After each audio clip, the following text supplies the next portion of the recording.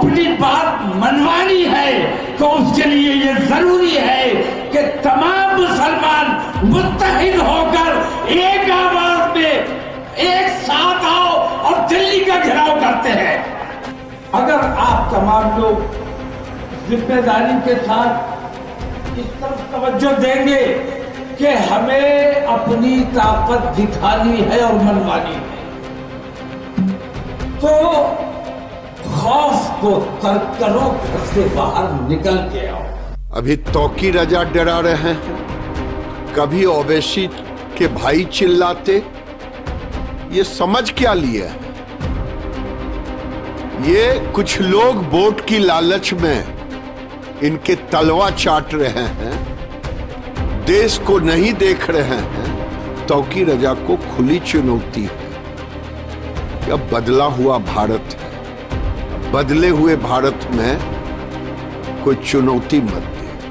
देश में कई लोग भारत को डराने का काम करना शुरू किया है।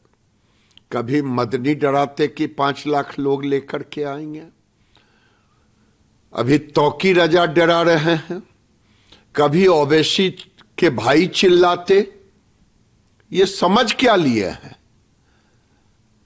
ये कुछ लोग वोट की लालच में इनके तलवा चाट रहे हैं, देश को नहीं देख रहे हैं। इसी कारण ऐसे लोग समाज में अनरेस्ट पैदा करना चाहते हैं। तौकी रजा को खुली चुनौती है कि अब बदला हुआ भारत है, अब बदले हुए भारत में कोई चुनौती मत दे। लेकिन दादा, सिर्फ ओवैसी और तौकीर, कांग्रेस के अध्यक्ष मल्लिकार्जुन खड़गे इतने वरिष्ठ नेता हैं, इतने पुराने नेता हैं, उन्होंने कल बयान दिया, संविधान बचाओ सम्मेलन चल रहा था मुंबई में, उन्होंने कहा कि अगर इस देश को खतरा है तो बीजेपी और आरएसएस से खतरा है, अगर इस देश को खतरा है तो अमित शाह और नरेंद्र मोदी जी से खतरा है। इस देश को अगर खतरा है तो कांग्रेस पार्टी से है, जो भारत के अंदर गृह युद्ध करवाना चाहता है, और उसका नाम है राहुल गांधी, जो आज देश के अंदर अनरेस्ट पैदा करना चाहते हैं। और ये अनरेस्ट पैदा करके भारत में केवल गृह युद्ध नहीं कराना चाहते, गृह युद्ध करा करके भारत को तबाह और बर्बाद करने की सोच रखते हैं। लेकिन खड़गे साहब, ये मंशा आपकी पूरी नहीं होगी, क्योंकि बदला हुआ भारत का नौजवान जग चुका है और आपकी नीतियों को समझ चुका है। एक सवाल है, चूंकि आपने राहुल गांधी का जिक्र कर दिया और पर शपथ ली है, उस कार्यक्रम में एलओपी आमतौर पर हम देखते हैं कि होते हैं, लेकिन राहुल गांधी एलओपी के तौर पर वहां पर मौजूद ही नहीं थे उस कार्यक्रम में। राहुल गांधी को अगर संविधान और सुप्रीम कोर्ट पर भरोसा हो तब तो, क्योंकि जब भरोसा ही नहीं है तो चीफ जस्टिस के ओथ में कहां से पहुंचेंगे। यही कारण है कि वो नहीं आए।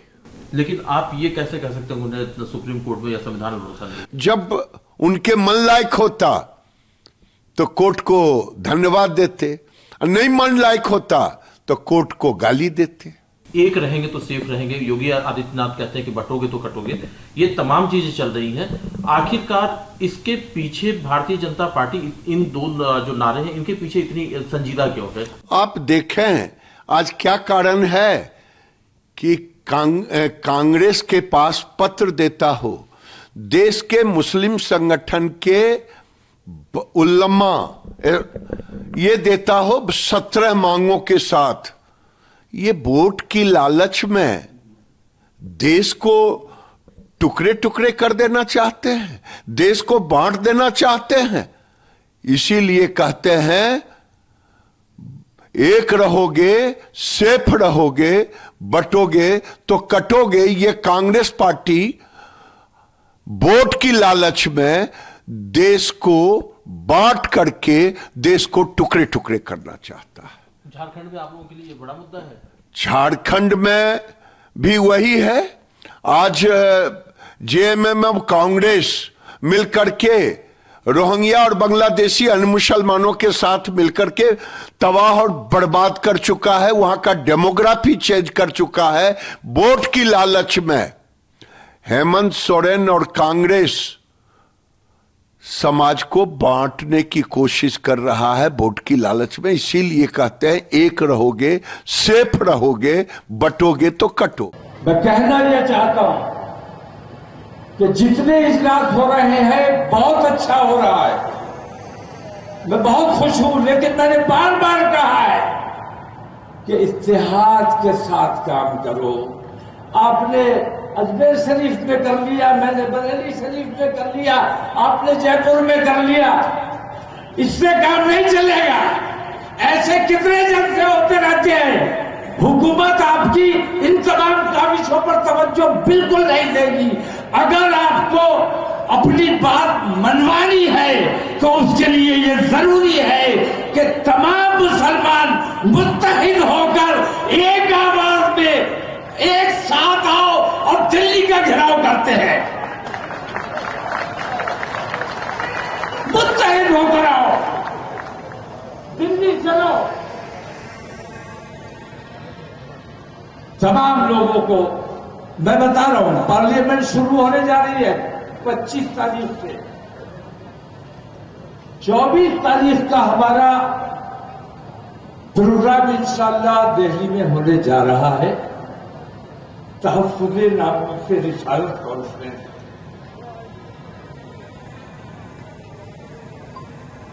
अगर आप तमाम लोग जिम्मेदारी के साथ इस तरफ तवज्जो देंगे कि हमें अपनी ताकत दिखानी है और मनवानी है, तो खौफ को तर्क करो, घर से बाहर निकल के आओ। दिल्ली तक तुम्हें आना है और दिल्ली अगर आ जाओगे तो मैं तुम्हें ये यकीन दिलाता हूं कि इंशाअल्लाह इसी पार्लियामेंट के सेशन में इन दोनों बेईमानों की, बदमाशों की, जिन्होंने गुस्ताखी की है, इनकी गिरफ्तारी भी होगी और इसी पार्लियामेंट के सेशन में इस निंदा के खिलाफ बिल भी पास कराया जाएगा, कानून बनाया जाएगा कि किसी मजहबी रहनुमा के खिलाफ कोई आवाज नहीं उठाई जा सकती। अब डिपेंड क्या आप पे करता है। आप अगर आओगे, आप अगर खड़े होगे, अपनी बात मनवाने की कोशिश करोगे तो बात मानी जाएगी। और अगर इसी तरह बटे रहे कि मैं यहां कर लूं, मैं वहां कर लूं, मेरी शनाख्त हो जाए, रसूल आजम की शान में गुस्ताखी, मैं ये कहता हूं कि जिसने गुस्ताखी की उसका असल मकसद गुस्ताखी करना नहीं था, उसे शोहरत हासिल करना थी। और आज ये फैशन बन गया है कि मुसलमानों के खिलाफ आवाज उठाओ, मुसलमानों को तकलीफ पहुंचाओ, मुसलमानों की लिंचिंग कर दो, मुसलमानों को जदोकोब कर दो, कुरान की बेहुरमती कर दो, रसूल की शान में गुस्ताखी कर दो। बहुत वायरल होता है।